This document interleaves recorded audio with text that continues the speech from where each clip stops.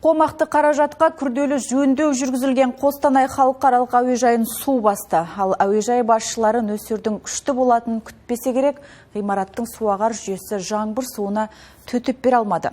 Бұған кім кінәлі? Мердігер ме, жобалаушы ма? Тілшіміз Заңғар Санайдың бейне материалы.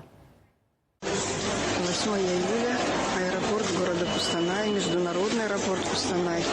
После ремонта.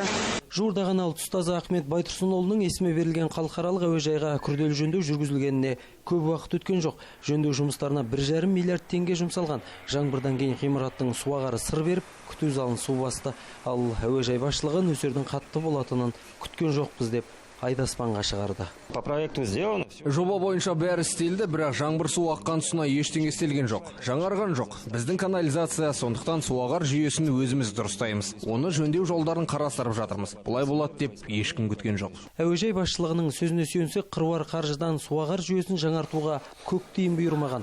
Енді олқылықты өзіміз дұрыстаймыз дейді. Ал жолаушылар көлігі және автомобиль жолдары басқармасының басшылығы жоба бойынша суағарлар жаңғыртылды дейді. Кімге сенеміз? Жобада бар, 2 ливневка бар, организованный сток дейміз ғой, олар бар.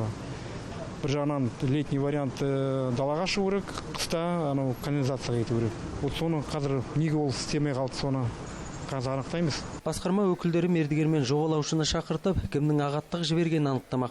Ал аймақ тұрғындарының қыруар қаржы жұмсалған жұмыстың сапасы жүргізілгені қынжылтады. Жаңатауға ие болған әуежайға алдағы уақытта бюджеттен тағы ақша бөлінбекші. Бірақ оның қанша екені әзірге белгісіз. Заңғар Санай, Қайрат Елеусізов, Астана Таймс, Қостанай.